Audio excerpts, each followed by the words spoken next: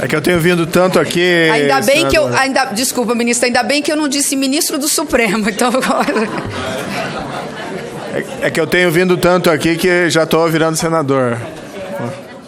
Mas eu queria inicialmente cumprimentar a senadora Simone Tebet, cumprimentar todos os senadores, senadoras presentes, senhoras e senhores, os meus colegas aqui de mesa, Vladimir Passos de Freitas, ministro Herman Benjamin, o defensor Rodrigo Batista, e dizer que eu estou sempre à disposição do Senado para tratar, debater e discutir todos esses temas específicos. Esse é um tema que vem sendo discutido há tempos, não é? Principalmente no Supremo Tribunal Federal, e, por outro lado, é um tema que, de certa maneira, se popularizou. Até estávamos falando há pouco que, mesmo parecendo ser uma questão complexa, praticamente todo mundo tem conhecimento desse tema. É algo impressionante, não é? Da pessoa, vamos dizer assim, mais graduada em educação até as pessoas mais simples, mas as pessoas em geral compreendem que basicamente o que nós estamos falando aqui é uma questão de justiça e uma questão de segurança pública. A minha posição sobre esse tema já foi publicizada várias vezes. A minha compreensão é que nós temos um processo judicial, que é um processo judicial que é importante que tenha garantido os direitos de defesa do acusado, mas é um processo também que precisa ter a garantia dos direitos da vítima e dos direitos da sociedade. Isso significa que o processo, ele não pode ser um processo sem fim, um processo infindável.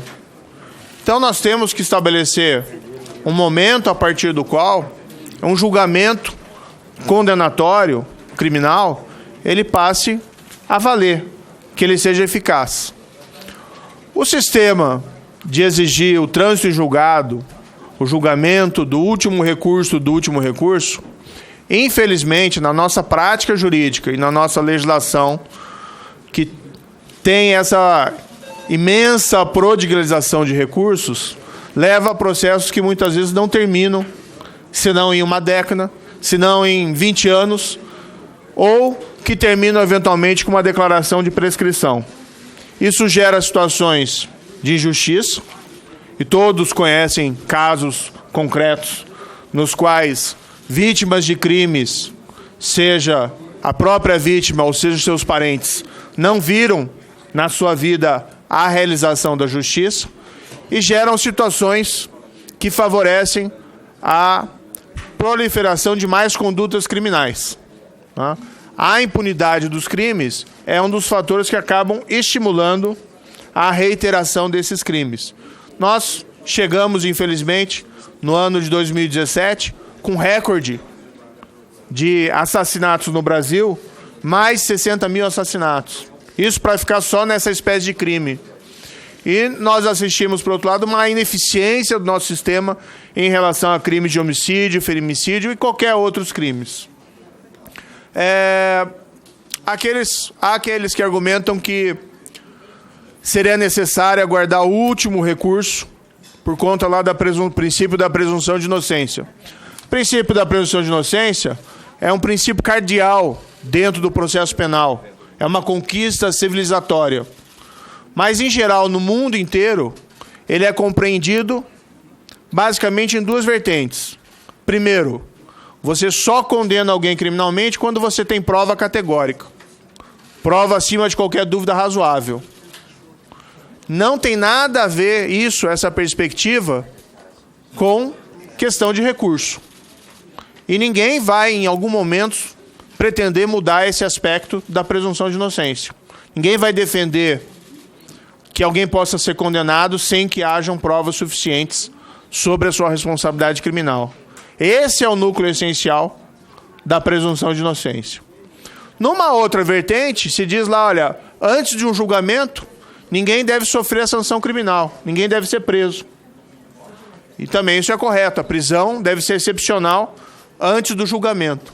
Mas, após um julgamento, e pode ser já um julgamento de primeira instância, pode ser um julgamento de segunda instância, já há uma possibilidade de efetivação da condenação.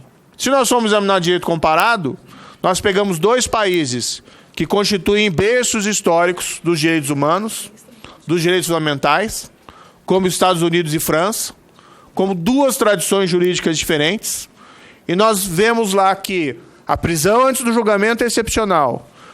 A vertente probatória da presunção de inocência se aplica plenamente, mas em ambos os países a execução se dá após, como regra, a condenação em primeira instância, nem em segunda instância. Não se exige normalmente o trânsito do último recurso nesses países que são berço histórico da presunção de inocência.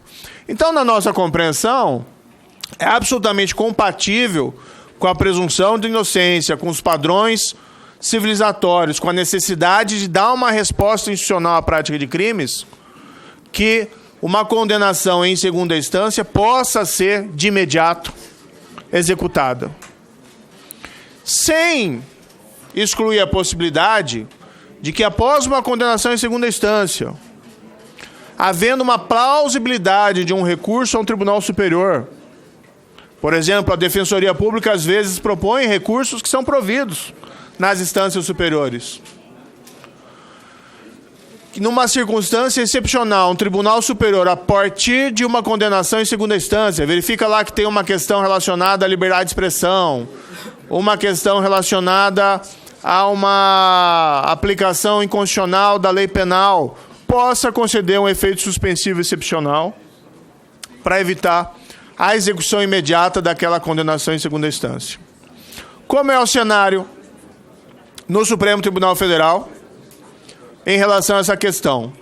Até 2009, prevalecia a jurisprudência no sentido de que era absolutamente compatível com a presunção de inocência a execução da condenação em segunda instância, inclusive por julgamento tomado pelo Supremo Tribunal Federal já durante a Constituição de 88. Em 2009, o Supremo mudou de posição e passou a entender por maioria que se havia necessidade de esperar a condenação em segunda instância. Era um caso de uma tentativa de homicídio. A vítima levou 4, 5 tiros do seu algoz. A pessoa foi acusada, condenada pelo Tribunal do Júri, condenada em segunda instância, foi presa. O Supremo Tribunal Federal, em 2009, proferiu o julgamento, colocando essa pessoa em liberdade, por entender que havia necessidade de se aguardar o trânsito em julgado. Breve parênteses. A consequência foi a liberdade e, posteriormente, a prescrição do caso, porque houve recurso aos tribunais superiores e o recurso não foi julgado antes do decurso do prazo prescricional. Em 2016, o Supremo Tribunal Federal formou uma nova maioria para restabelecer a prisão a partir da condenação em segunda instância. Desde então, por 3 vezes, reiterou esse posicionamento e, mais recentemente, modificou por uma apertada maioria de 6-5, que seria necessário aguardar o trânsito em julgado. Respeitamos o entendimento do Supremo Tribunal Federal. O Supremo Tribunal Federal é uma instituição fundamental para o Estado de Direito, para a proteção da Constituição, para a nossa democracia. Mas o julgamento apertado, revendo um precedente no qual havia uma outra maioria, sinaliza, na minha opinião, e com todo respeito ao Supremo Tribunal Federal, que a questão não está de todo sedimentada naquela corte. 5 ministros, pelo menos, entendem que a execução em segunda instância já é uma possibilidade atual. E o ministro que votou na maioria, ministro Dias Toffoli, ele mesmo, no seu voto, sinalizou que entendia que era uma questão que deveria ser decidido pelo Congresso, que é o melhor lugar, é a casa do povo. O parlamento é o órgão mais representativo dentro de uma democracia. Desde então, eu tenho assistido aqui dentro do parlamento essas proposições de alteração para restabelecer a execução em segunda instância por proposta de emenda constitucional e por projeto de lei. Eu, francamente, penso que 2 caminhos são válidos.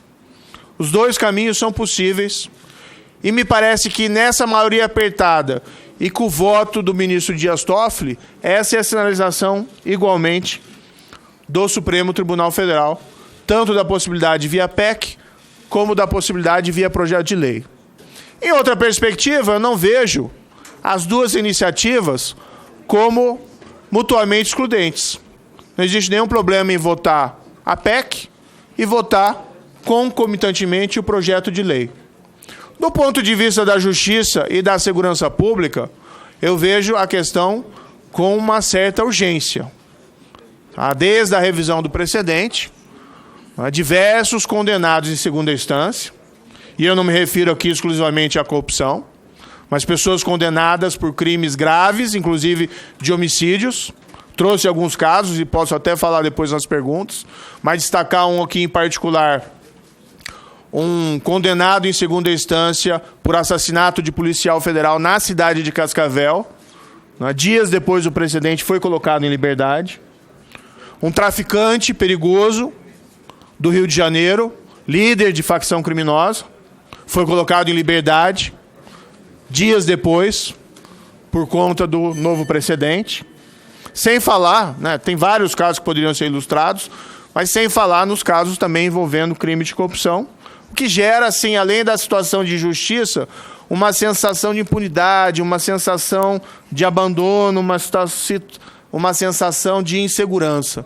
Como ministro da Justiça e Segurança Pública, nós temos assistido, desde o início do ano, uma redução significativa da prática, ou melhor, do número de crimes no país inteiro. Homicídios caíram 22% em relação ao mesmo período do ano passado. Roubos à instituição financeira caíram 40%. Isso, a meu ver, é um produto de uma ação mais efetiva dos governos estaduais, mas também do governo federal. E nós não podemos perder esse ciclo virtuoso de redução de crimes. Na minha avaliação, seria muito importante, para que nós persistíssemos nessa queda, uma aplicação mais efetiva da lei penal, o que exige redução da impunidade, o que exige um processo que funcione e não que dure 2, 3 décadas ou acabe em prescrição. Aí acho que é um momento relevante no qual o Congresso, e aqui respeitosamente, quem sou eu para dar sugestões ou recomendações, mas para o Congresso mandar uma mensagem à população no sentido de que nós precisamos sim enfrentar o problema da impunidade e da criminalidade, e não haveria melhor mensagem do que o restabelecimento da prisão após a condenação em segunda instância. Claro que a decisão, se é por PEC, se é por PL, se é por ambos, cabe ao Congresso, não é? Eu particularmente penso, como disse anteriormente, que os dois não são autoexcludentes. E se tem uma maioria dentro do Congresso para aprovar essa medida, não vejo lá muito sentido para postergação, né? Na perspectiva da justiça e segurança pública, quanto antes melhor, porque se remedia um problema que gera impunidade, injustiça e acaba incentivando a reiteração criminosa. Acho que essas seriam minhas considerações iniciais, senador, e eu fico à disposição depois para qualquer indagação, qualquer pergunta a esse respeito. Agradecemos ao excelentíssimo ministro da Justiça, doutor Sérgio Moro, pela exposição inicial e passamos agora a palavra ao excelentíssimo ministro do Superior Tribunal de Justiça, doutor Herman Benjamin.